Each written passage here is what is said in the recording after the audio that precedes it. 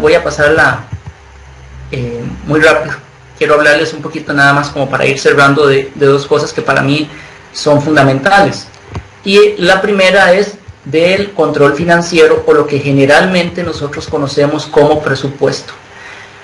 El presupuesto es algo que no tengo como un dato, una estadística, pero es algo que muy pocas personas hacemos. Entonces yo les pregunto, ¿cómo usted va a saber cómo está financieramente si no tiene un control de sus ingresos y de sus gastos? Las personas a veces dicen, bueno, es que yo gano 300,000 colones. Bueno, si es asalariado, ya contó los rebajos de la caja, los rebajos que les hacen de ley. No, entonces usted no gana 300, a la de menos gana 260,000 colones. Ah, pero es que yo estaba jugando con 300,000 colones. Pues déjeme decirle que no. Entonces, el presupuesto es una herramienta en donde es muy simple, pero tiene o conlleva mucho compromiso. Usted puede agarrar una hoja, un cuaderno, o su computadora, un Excel, y empezar a poner ingresos. ¿Ok? Sobre ingresos, ¿qué viene? El salario. Sobre el salario, ¿qué me rebajan? ¿Ok? Además del salario, ¿cuáles otros ingresos puedo recibir? Bueno, tengo ingresos adicionales, viene el ahorro escolar, o eventualmente viene el aguinaldo. Si la persona no es asalariada, pero es que yo soy de ingresos propios, no importa. Usted tiene que hacer proyecciones mensuales de lo que usted o lo que le puede llegar y garantizar su negocio o su estabilidad financiera. Ahora, cuando vienen egresos, mi recomendación es la siguiente: empiece a dividir por grupos. Se los decía a unos alumnos del Colegio de Ciencias Económicas con quienes estamos llevando un programa de educación financiera. Entonces, es muy simple. Yo tengo que enlistar cuáles son todos mis gastos mensuales, teniendo claro que todos los meses son diferentes, pero hay algunas cosas que definitivamente se van a repetir. Por ejemplo, servicios públicos, agua, luz, teléfono. Ojo, el título es servicios públicos, pero abajo de servicios públicos yo pongo agua, luz, teléfono, no sé, internet, cable, y tal vez pongo Netflix y pongo Spotify, por darles un ejemplo. Entonces ya ahí hay un monto X. Después, otra variable, préstamos. Después de préstamos pongo préstamo personal, préstamo prendario, préstamo hipotecario, préstamo de un familiar, préstamo de prestamista, que lo vamos a ver ahorita.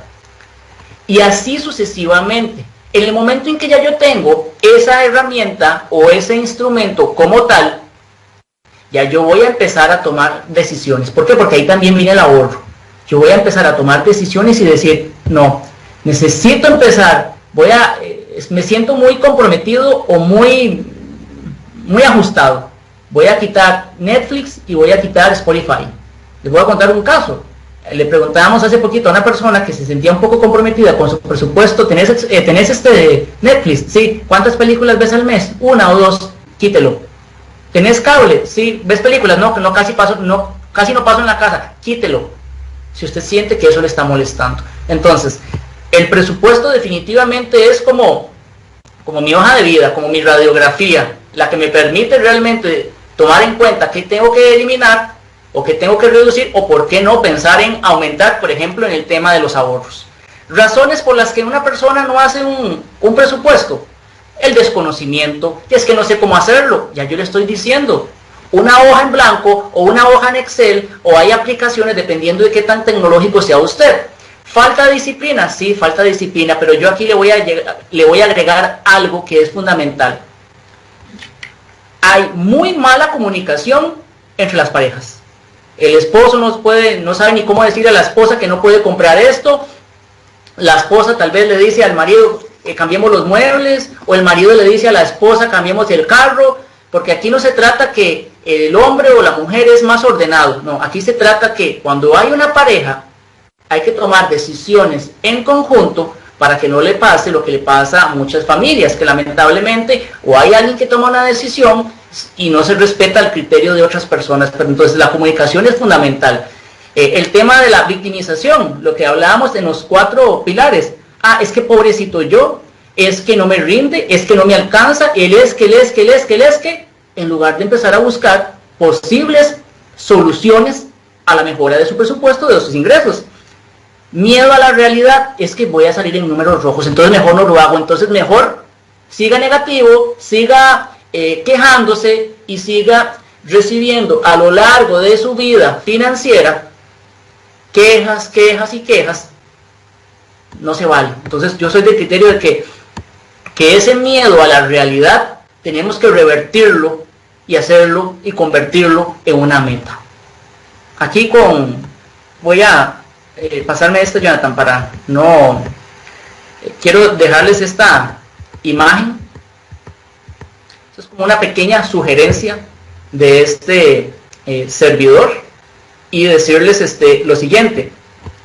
Dentro del presupuesto yo tengo que tener claro, les decía ahora, cuáles son las variables más importantes que hay en él. Y vean acá cómo estoy distribuyéndolo. Ahorro. Todos estos porcentajes me suman un 100%.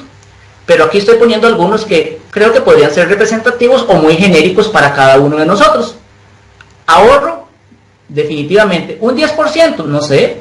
Puede ser más, puede ser un poquito menos. Lo que pasa es que si usted sabe que durante el año tiene diferentes compromisos fijos, debería ahorrarlos. ¿Como cuáles? Bueno, como el marchamo, definitivamente. Comestible, 15%. Ay, Wilber, es que ese 15%, yo uno el salario con mi esposo y eso es 15%, entonces son 300,000 pesos y lo que gastamos son 200,000. Bueno, aumente sus posibilidades de ahorro. Gastos fijos, un 10%. Ay, Wilber, es que con ese 10% para mí significan 50,000 colones y yo gasto 60,000 en agua, luz, teléfono, etcétera. Entonces yo le digo, reduzca de otra parte. Préstamos, recomendación siempre, por favor, no, después de que tiene usted su salario y vienen los rebajos de ley, su compromiso en crédito no puede superar del 35 máximo al 40%, porque aquí usted puede tener prestamistas, puede tener crédito prendario, puede tener crédito hipotecario, puede tener un montón de cosas, y resulta ser que usted gana 1,000,000 de colones, voy a decir 1,000,000 voy a decir, usted gana 100,000 colones, pero de esos 100,000 colones, 35,000 ya se están yendo para préstamos. Digamos que ahí está bien, está el límite, pero ¿qué pasa si usted gana 100,000 colones y está pagando 50,000 en créditos?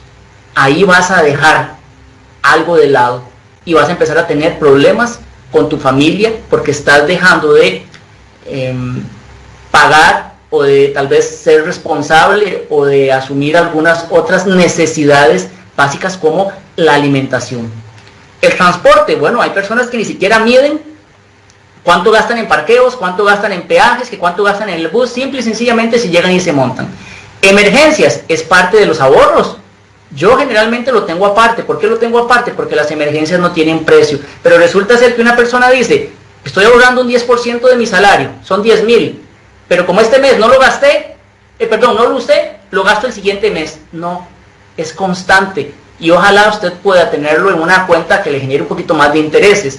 Y cuando yo pongo otros, puedo poner aquí el estudio, puedo poner el ocio, puedo poner esos gastos hormiga. ¿Qué son los gastos hormiga? Ese cafecito, esa agüita, esa hamburguesita, esas saliditas, esas cositas que de una u otra manera van consumiendo y consumiendo tus ingresos y que al final de mes usted dice, pero ¿qué pasó aquí? ¿En qué momento gasté tanto?